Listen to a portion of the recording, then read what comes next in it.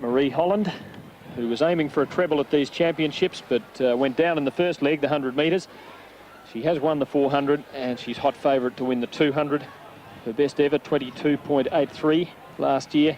Third best by an Australian behind the greats, Denise Boyd and Raylene Boyle. But some keen competition from Suzanne Broadrick, who won the 100 metres, Kathleen Sambell and Sue Butler, who were place getters in the short sprint. Should be a very interesting race indeed, Tim. Certainly Maree Holland comfortable with winning national titles. She's won a couple over this distance in the past, but she has outside her Suzanne Broadrick, who I think could be one of the rising stars in women's sprinting in Australia. Much faster out of the blocks as a rule than Maree, so I think Maree's going to be behind at some stage, but should have too many punches.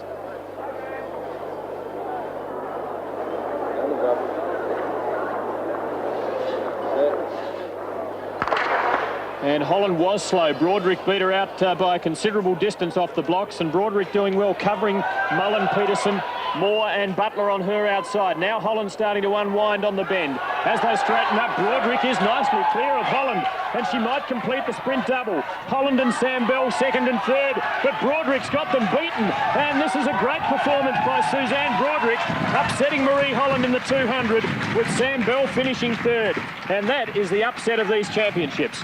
Well, it certainly is, because coming into the championships, the talk was all about Maree Holland doing the sprint treble.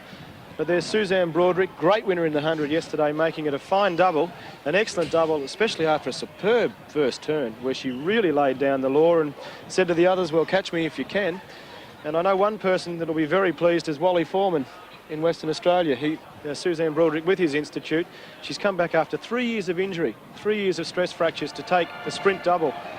And you can see she's well clear of the field. Maree Holland really feeling the pressure, not being able to drag her back in. Kathleen Sambell running a great race just inside Maree. And Broadrick just getting a little tired, the head starting to move a bit near the line. But nonetheless, a comfortable victory over a very well-performed athlete, an Olympic finalist nonetheless. 23.77 outside the Commonwealth Games qualifying standard, but a loud message for the future from Suzanne Broadrick. Perhaps Holland's ambitious schedule told at the end of a tough 3 days. Suzanne, if I'd have told you a week ago that you'd win the sprint double at the Nationals, would you have believed me? No, I just came over here hoping to make the finals of both events, so I'm wrapped. Well, the 200 was the main aim originally, wasn't it? Yeah, that is my favourite event, so very pleased indeed.